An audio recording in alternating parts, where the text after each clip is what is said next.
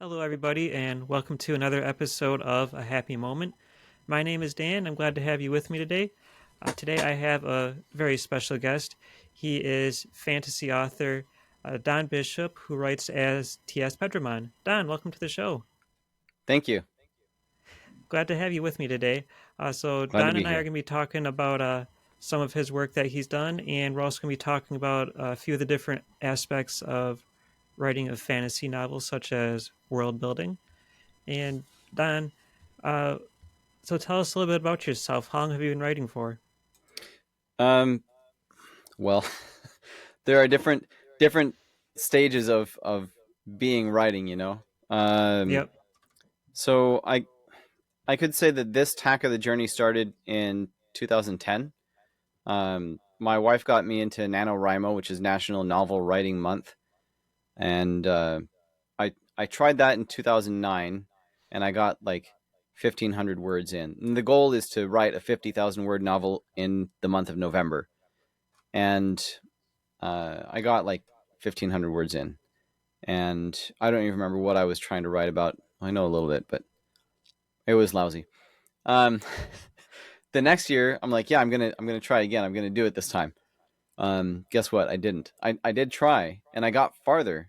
Um, but in October, before November began, in October I had a dream that I thought was really cool, and I'm like, that's my novel for next month. And so yeah, I started on that. I didn't get very far because I was busy. I was in my first year of teaching, so I had other things that were more important.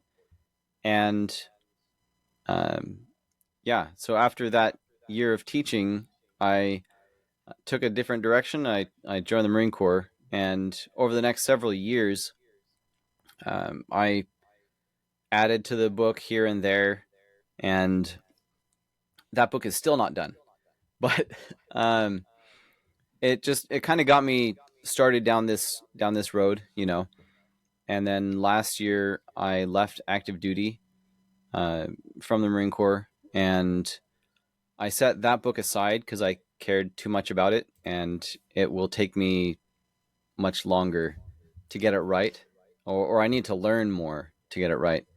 Um, and I wrote this instead, which is book one in the Nightshade Unicorn series. So this one is called Forerunner, um, and I I went to that instead of writing what I call the Grendhill Chronicles. Um, like I said, because I needed to produce something else that I could get out in a reasonable amount of time. So Okay, that makes sense. Do you want to tell us a little bit about the Nightshade Unicorn? yeah, so in this world, everybody's seen a unicorn. They're not that terribly uncommon, and everybody knows certain things about them. Just like you know what a wolf is, it's an animal with um, fairly thick fur because it doesn't mind the winter, and it runs fast, and it has these sharp teeth, and they hunt in packs. So we know what wolves are like.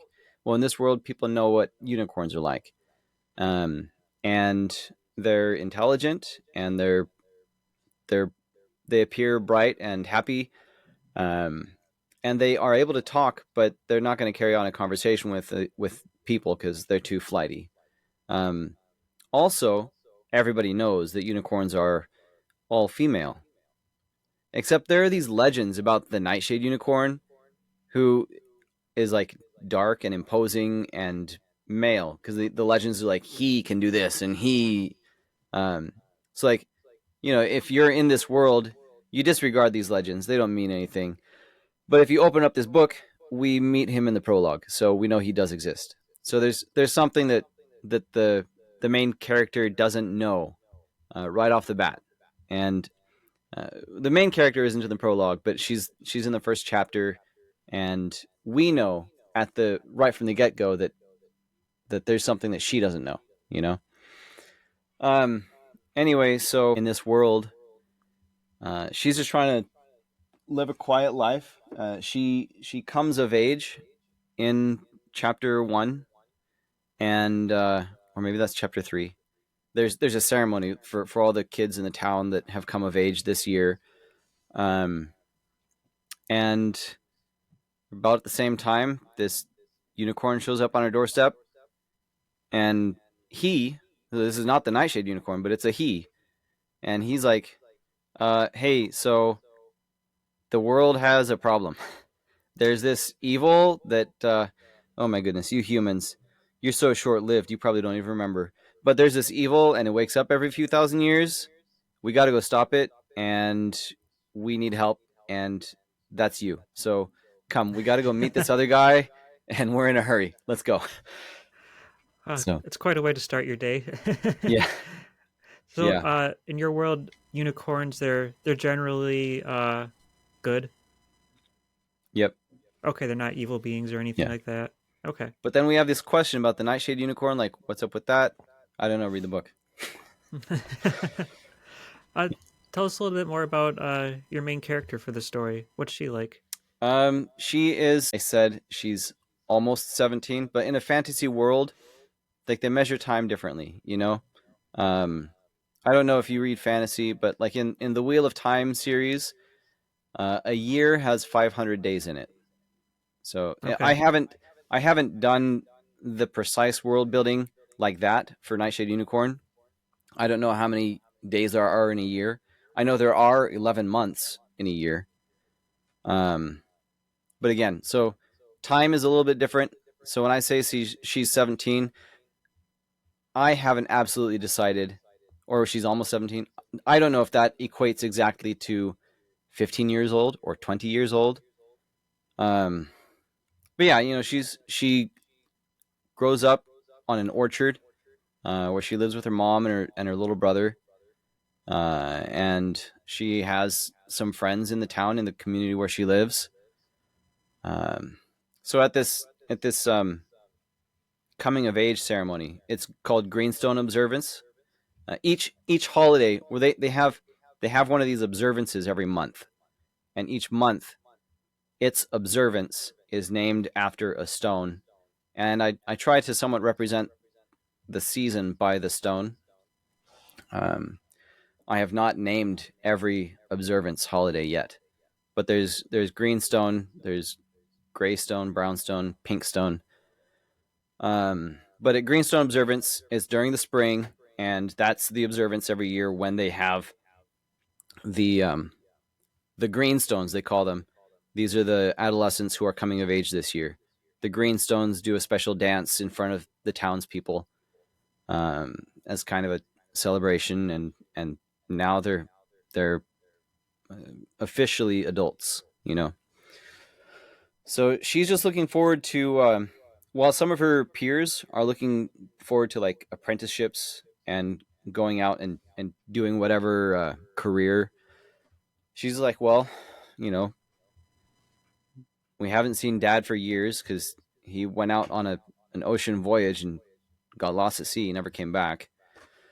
So here's my mom and my little brother, and he's like 6 years old. So my mom needs help at the orchard. So I'm not making any big changes in my life. I'm just, okay, now I'm officially an adult. Okay, yeah, I could marry, I guess. And yeah, there is a guy I like, if you must know. But um yeah, she's not trying to jump out of childhood and into adulthood. She's just like, all right, that's another observance in the books, and it was good and it was fun. And now I'm gonna go uh prune the apple trees or whatever, you know? Yeah. So All right. Don, you'd mentioned world building. Uh, when you're writing a fantasy novel, there's so many different elements to it. So when you're crafting something from scratch, uh, how do you decide where to start first? that's a good question. So yeah, some people have I've seen a template that says grapes, and that's like geography, um geography, religion, agriculture, um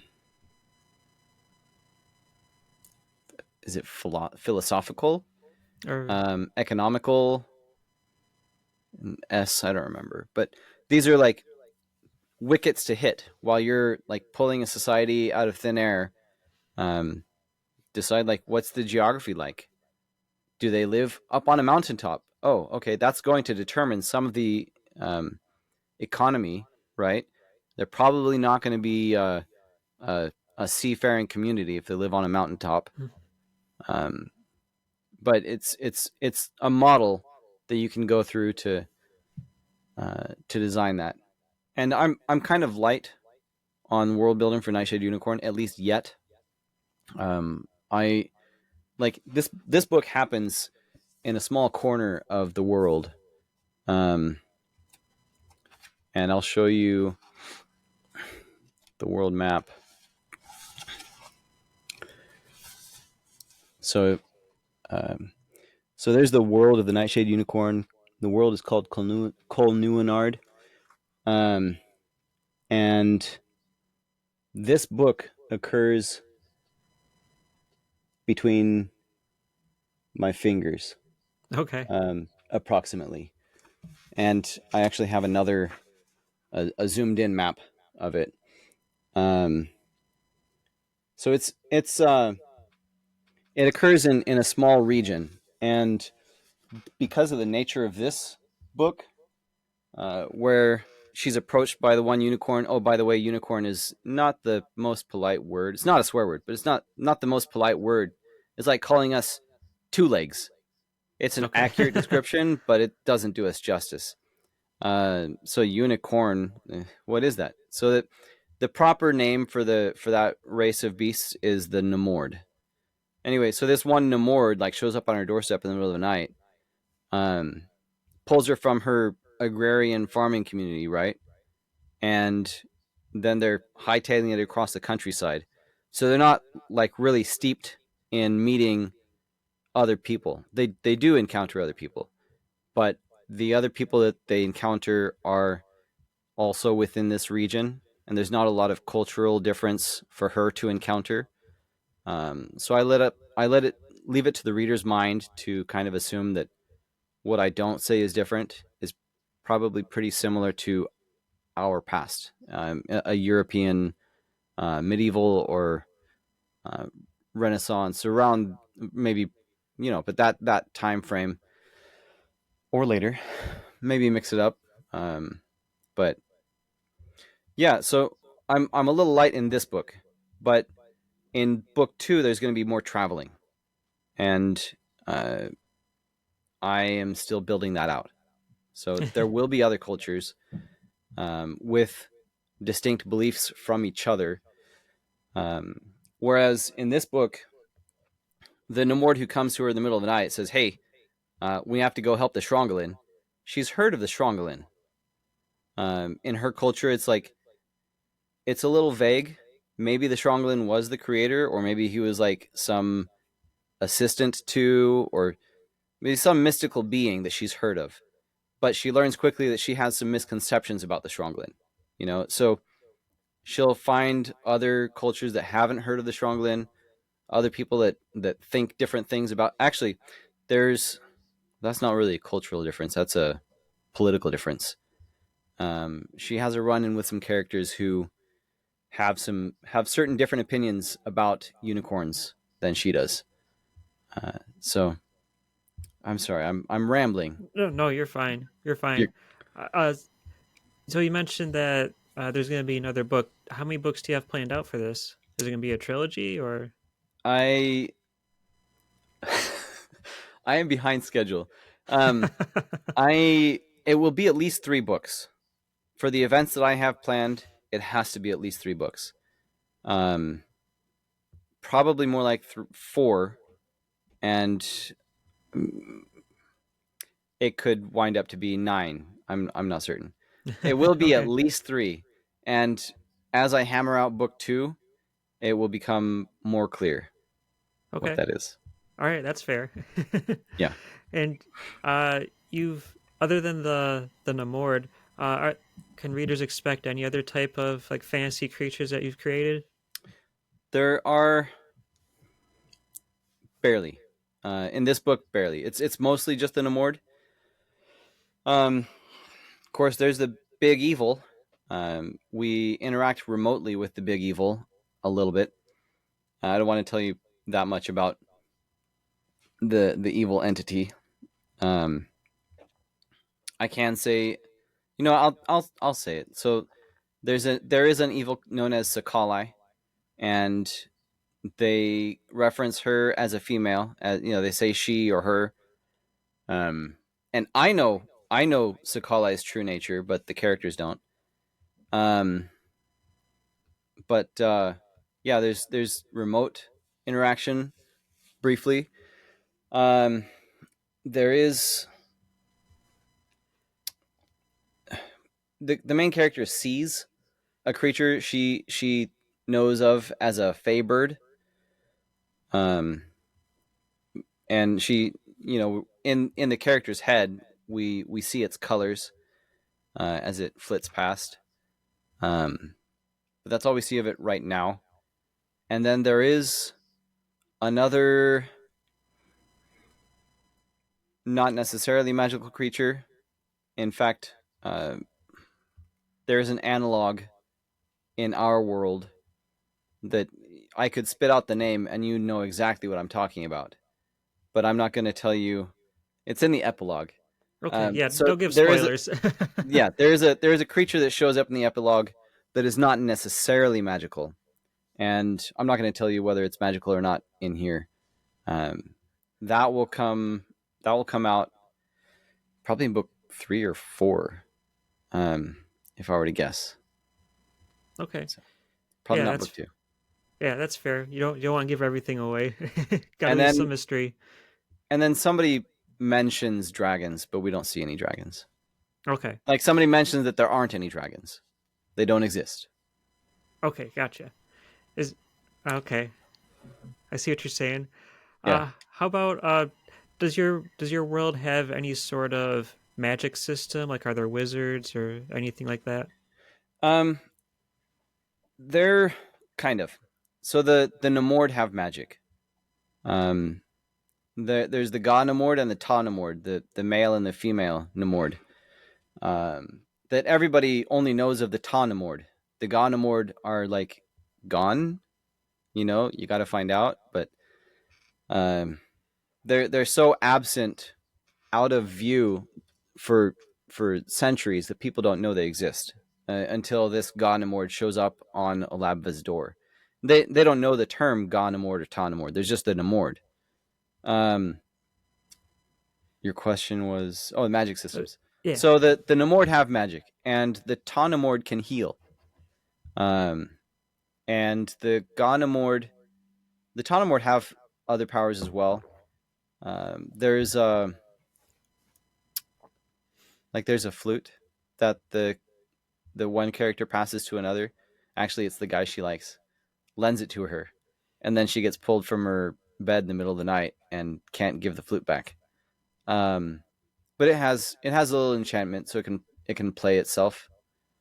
And that was done by a Taunamord. And the Ganamord can influence minds.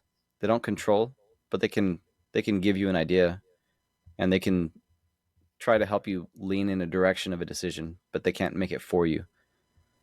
Okay. Um, and they have some other powers too, but So you mentioned that flute. Does music play a big role in the book? it plays a role. Important. I wouldn't say huge. Um, Instrumental role. Pun not intended. Actually, I'm a huge punster, but that one is not intended. Uh, Music does play an instrumental role. Um, Okay. and like there's a song that that the main character learns, and it she carries it in her mind, in her heart, and it helps her through the journey that this is this first book. So, Okay. and actually, that song I owe to my Kickstarter backers. I ran a Kickstarter campaign in January, and these are all Kickstarter copies, not this one, but these are all behind me on the desk behind me. These are copies going out to Kickstarter backers that they requested via the campaign in January, and um, I sent some out on Saturday or Friday, and actually somebody messaged me today that she got her copy in the mail. Nice. So that was exciting. Yeah, it's got to But be a good feeling. the these are waiting for other perks that they requested.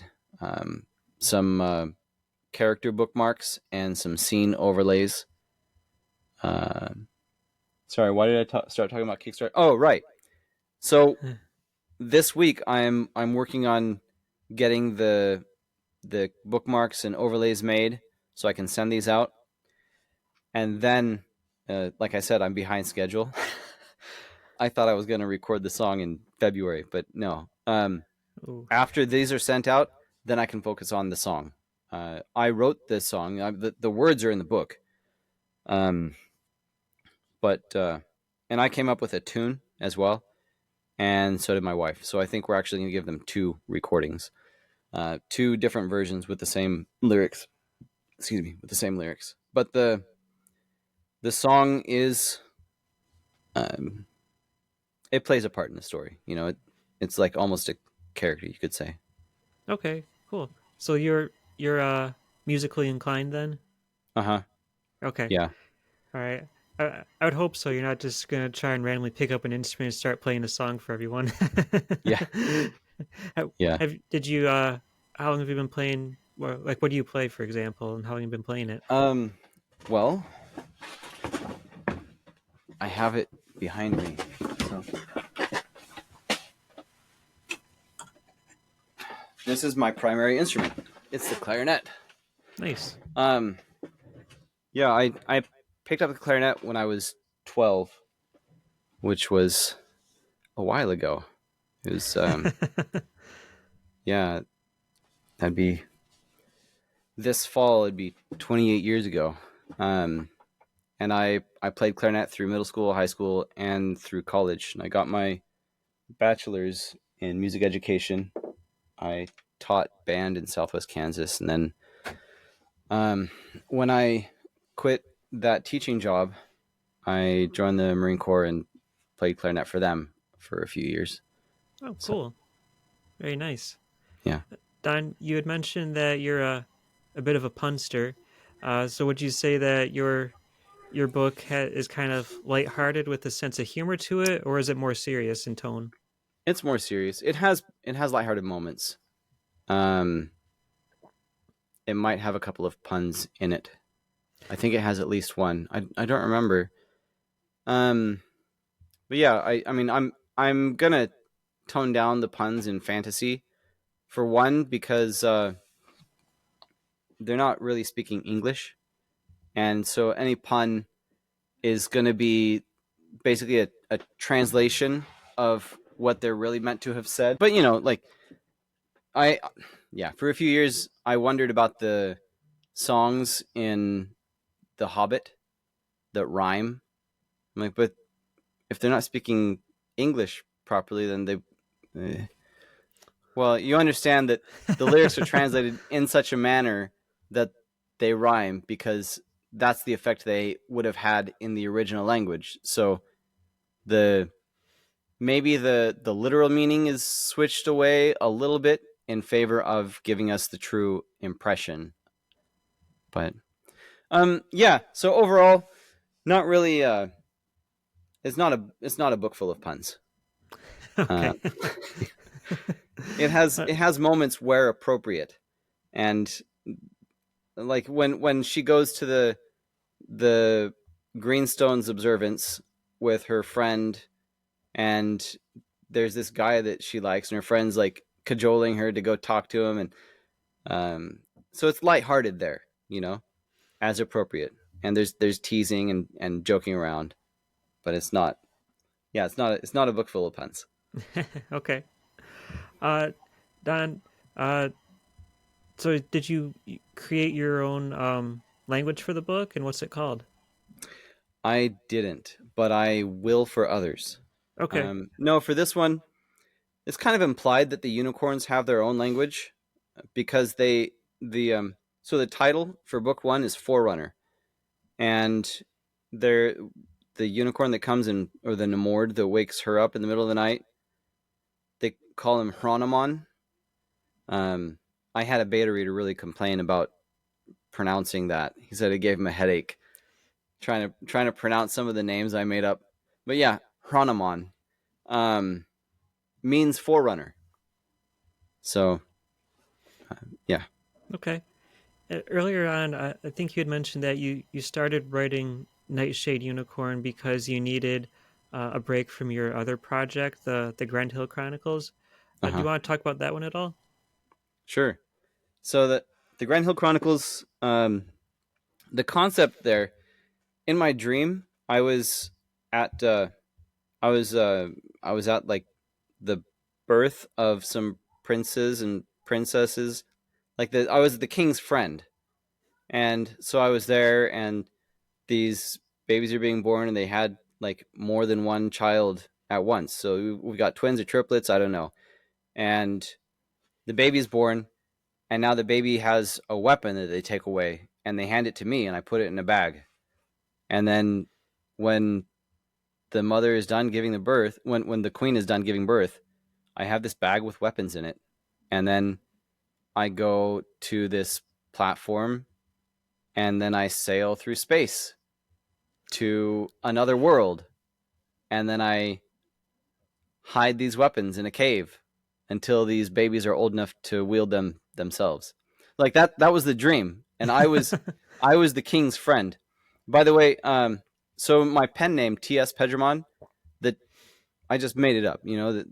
Pedramon, apparently there's a Brazilian mining company called Pedramon, coincidentally, but um, yeah, I made it up. And then the TS, the T doesn't actually mean anything, but the S stands for the character, the name that I've given that character, who I was in my dream. Um, that character's name is Solmi. But so yeah, then I woke up, and I'm like, okay, I'm gonna start making this into some kind of story. And um, so that the notion is that in this kingdom called Grendhill, um, the children born to the king and queen are born, and a weapon materializes in their hands. And well, that's dangerous. So it gets yanked away and hidden on another world until they're old enough to wield it.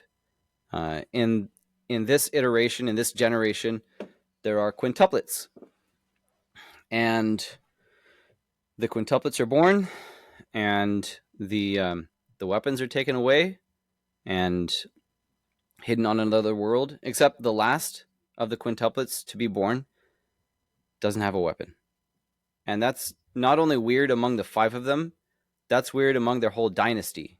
Like that's been the case, that they're born with weapons for generations and generations, um, ever since the founding of their kingdom, when three towns united into becoming Grendhill.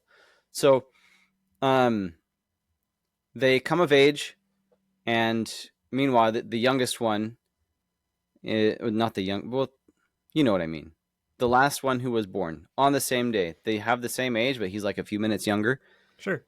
Um, all along, he's like, what's my place in this dynasty? Because I don't have a weapon like everybody else does. Uh, am I supposed to take part in ruling over Grendhill like my siblings? And uh, what's the deal here? And uh, anyway, so when they come of age, there's a coming of age ceremony, just like there is Nightshade Unicorn, but it's not a dance; it's a fight. Um, because their thing is that they are ready to defend their homeland. Um, and Grendhill sits around this platform where you can travel between worlds. And so they have a simulated fight where they're fighting with practice weapons, but they actually do duke it out the best they can with these practice weapons. And there's a platform set up around the actual platform, uh, so that there are people hiding inside the makeshift platform. So when they come out, it's as if they're appearing from other worlds, you know? Um, so they're invading, and then the princes and princesses fight them off, and then the king says some words like, "Well done, my children. Now go and get to know your weapons and return." And so they do.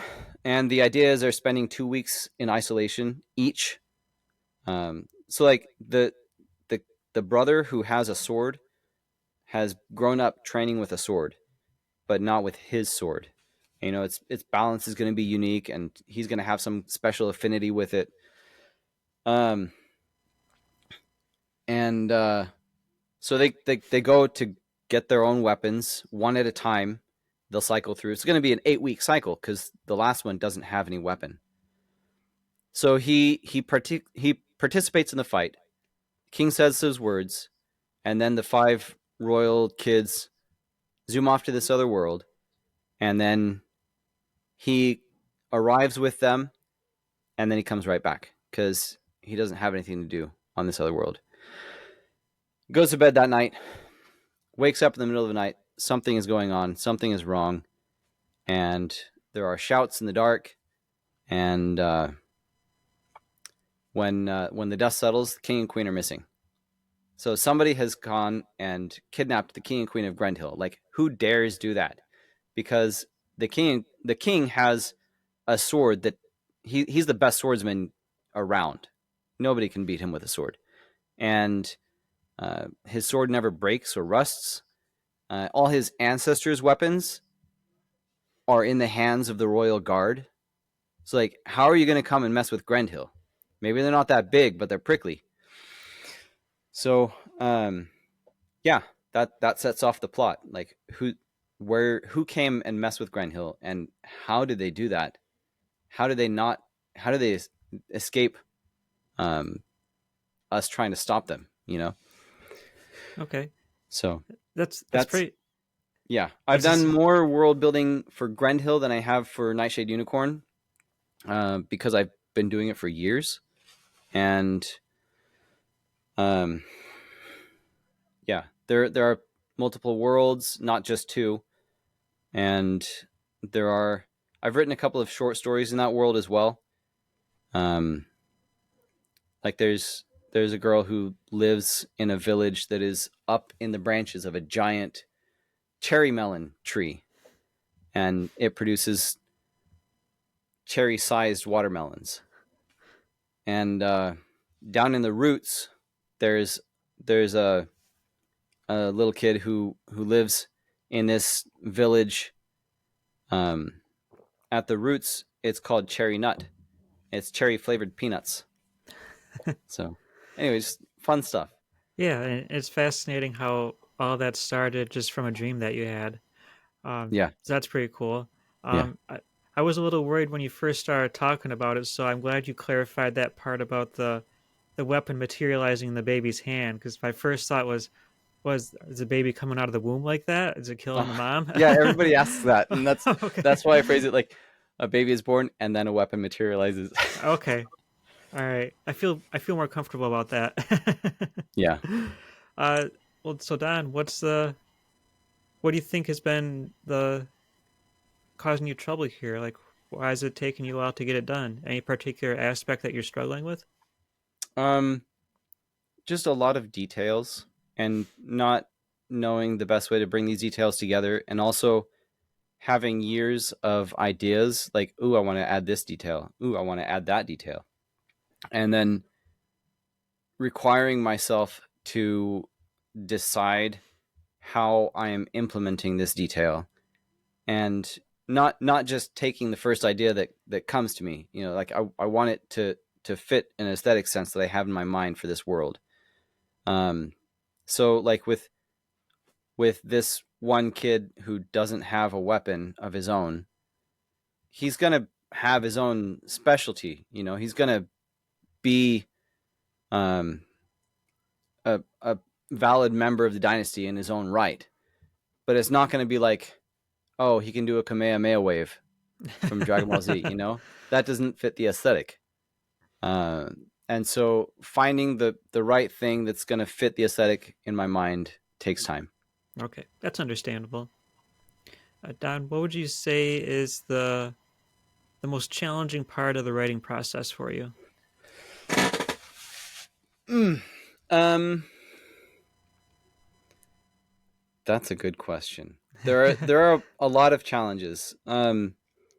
One challenge is the time that it takes to world build intentionally, and I don't mean like as opposed to accidental. I mean as a like with trying to fit that exact aesthetic. So there's that. Another challenge is um, getting distractions out of the way, and that's honestly that's probably it. Is actually doing the writing. Like obviously, if you're gonna write, you're gonna have to do the writing, but Yeah, it there's so much that gets in the way, especially with three kids, and a day job that keeps you moving from one place to another. And so, like, knowing that I have plenty of perfectly valid reasons to be doing something else, then a challenge is to say, well, no, right now I'm writing. absolutely. Maybe you've heard of web novels, and it's a web novel is basically a novel that you can read online. And I hadn't encountered that idea yet when I came up with it in 2000. And I thought of it as a way to share what I'd written so far and to make myself keep writing more. Because, I promised like every Saturday, here's another like, chapter or section. And uh, I couldn't keep up with it at that time. But it did propel me to do a little bit more. So that was good overall. How about on the flip side? Do you have like a favorite aspect of writing? Like, do you really like working on characters or plot? Um, Maybe I like finding that tasty detail, like when I catch that detail, it's gonna meet the aesthetic. So like with Nightshade Unicorn, I'm like, okay, I need to set Grendhill aside for a while. What am I gonna do instead? What's something different from what people have done? What would you not think of? Well, how about a dark unicorn? Okay, what does that mean? And so then like coming up with all the details about what like well, for a moment, for a brief time, I was like, well, he's the only male unicorn, and so he carries a great burden to protect everyone else, and so that makes him very serious. And turns out he's not the only male unicorn after all. But it's fun to come up with these ideas and try to piece it out, kind of like Sudoku, but not boring. Or Sudoku is sometimes is not boring, but it has a very bland flavor, I might venture to say. Whereas with like Nightshade Unicorn, there's a definite um, tang to that. At least I thought. That's why I wanted to build that out. So it's really fun to come up with the ideas, and Okay, then you have to have the discipline to go and write it out. absolutely. Um, Other than the Nightshade Unicorn and Grendhill Chronicles, do you have any future plans for any other projects? Oh, Are you? I have current plans for future projects. So, do you read much fantasy? Yeah. Uh, Have you read the Dragon Riders of Pern? no, I've not. Okay. Um, well, the Dragon Riders of Pern by Anne McCaffrey. Actually, I have a book from that world right here. By her son Todd McCaffrey. Um, but obviously it's dragons, right? And people ride on dragons' backs. It's fantasy. But the book that I bought when I was 12 on a field trip at Barnes and Noble for having read a lot during the school year uh, was called Dragon's Dawn. and it was the beginning of this. It's the backstory of how the Dragon Riders of Pern came to be, and it is sci-fi, set in, I don't know how far future, a few hundred years maybe, but it's sci-fi set in our future. And well, I've told myself that I was going to keep this on the down low, but that's Grendhill. Like Grendhill is like that. It's fantasy with a sci-fi beginning. So I'm gonna write that sci-fi beginning. Oh, And this is a crazy idea. I don't know how I'm gonna do it, but if I can manage, I'm going to write the prequel beginning first and then sit on it while I publish Grendhill. And when Grendhill is done, then maybe someday later I'll publish the prequel series. okay, Um, the prequel series requires a conlang, and pieces of that conlang, constructed language, made up language, pieces of that conlang are going to show up in the Grendhill Chronicles.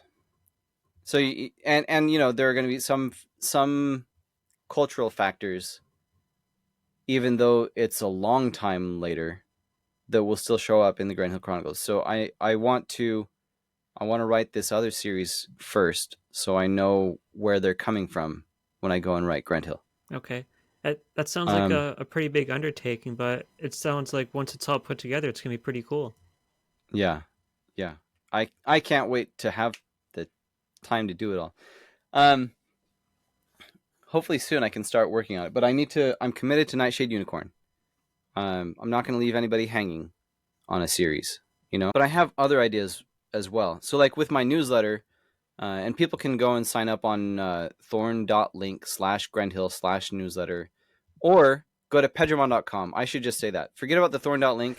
It is valid, but it's easier. Pedramon.com. Okay, And there's a link to sign up for the newsletter. I send short stories to my newsletter audience, and so I've shared a Grendhill universe short story via that. By the way, you can everything that I told you about the setup of the plot for Grendhill, you can read it online right now on Royal Road. But I consider that kind of like the that's just setting the stage. You know, the whole okay, thing still has to happen. But yeah, I right now I'm tripping over what I thought was going to be a short story, and I'm 5,000 words in, and I'm not yet halfway through, and what I've written so far isn't very good. I need to go back and expand it, and it is an urban fantasy where it takes place in our world, and like modern day United States, but there is a house where the top story relocates every day, and inside the house is continuous. You can walk in the front door, you can go upstairs, but when you look out the window, it's a different view every day. okay, Um, but that is going to be a generational, um, kind of a heartbreak and repair story, and I call it broken homes. So you see, like the house like jumps around every day, and families are upset. So broken homes. okay, Yeah, that was supposed to be a short story, but I, it'll probably turn out to be a novella by the time I'm done with it. Um, and then I have a robot uprising called Arbot that you can't read it publicly.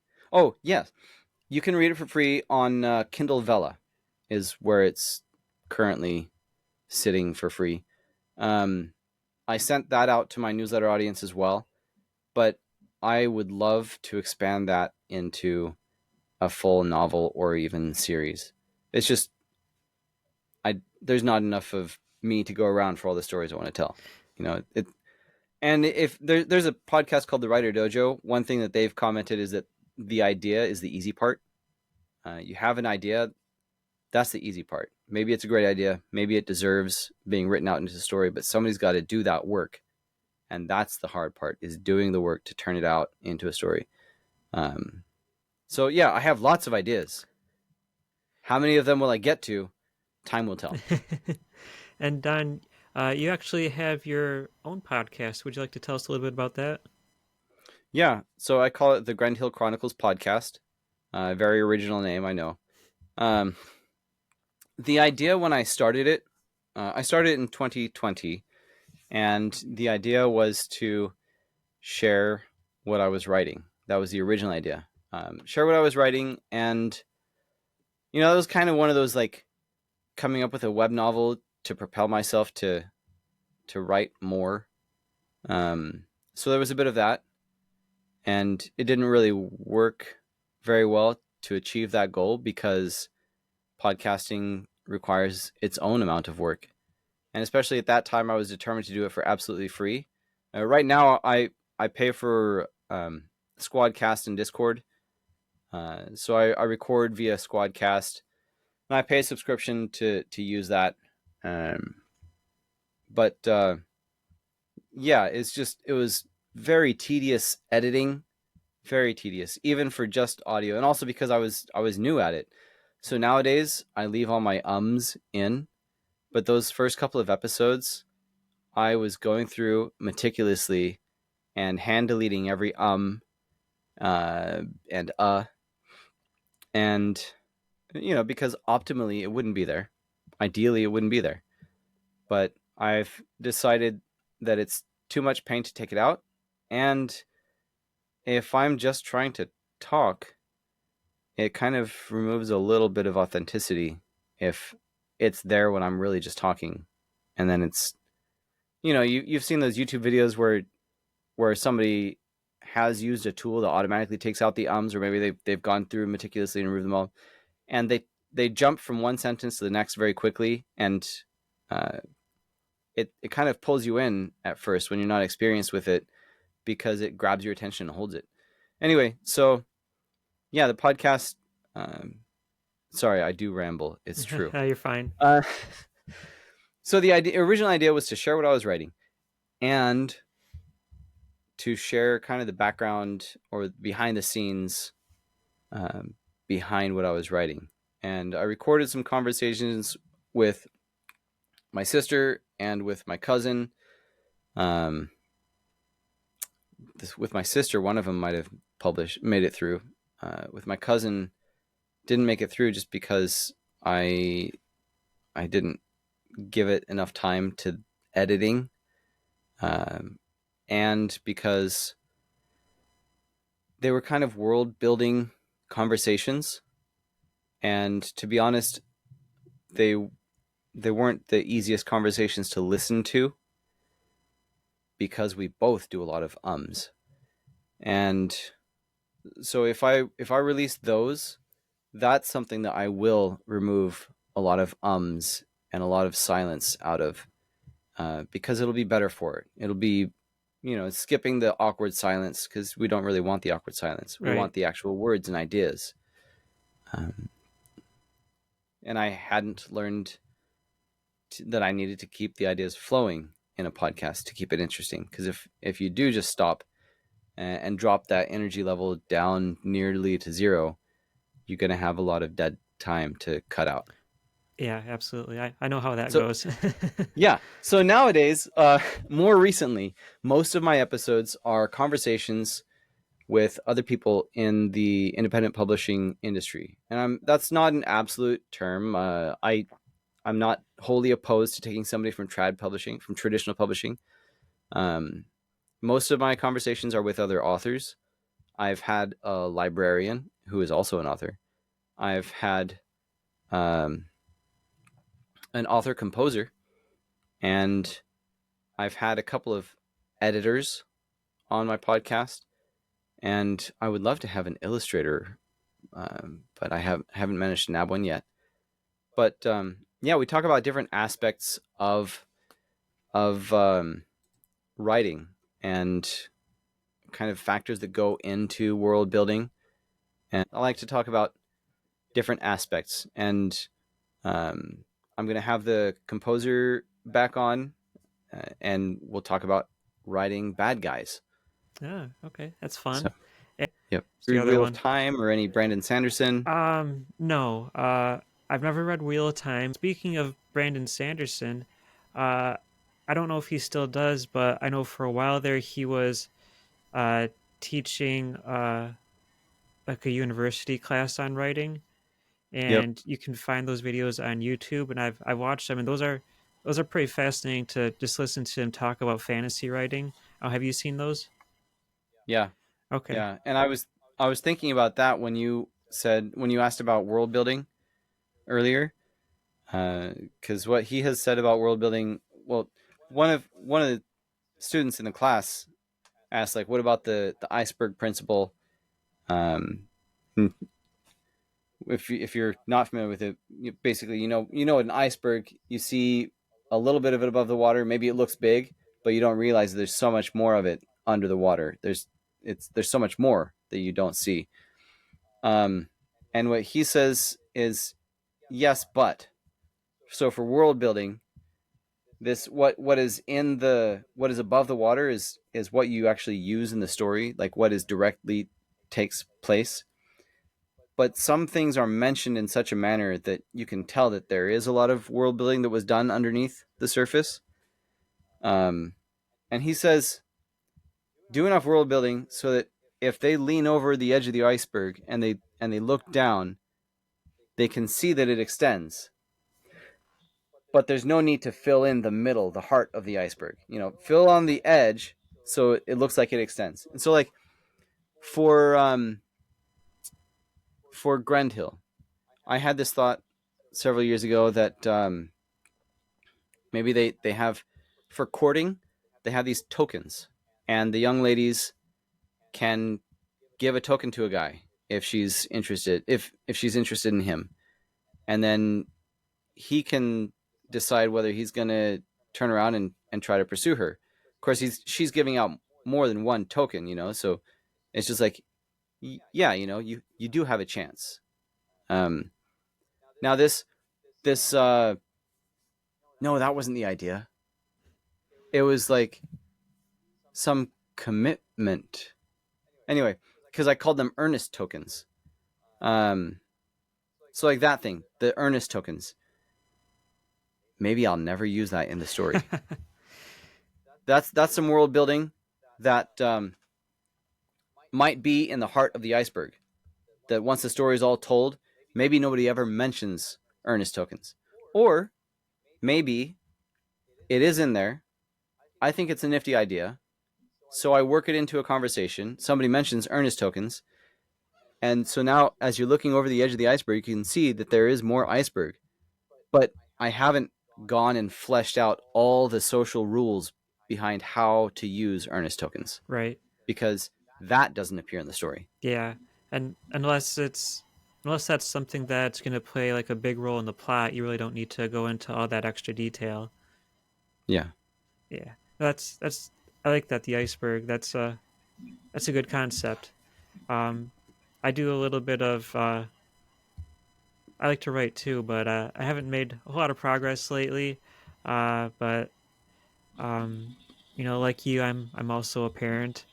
Uh Mm-hmm. and it can be difficult to find time, but um that's something I try to be mindful of when I'm writing, is like I don't want to throw a whole bunch of extra stuff in there that doesn't really serve a purpose. Yeah. Yeah. Yeah. On the other hand, something I learned from Brandon Sanderson is that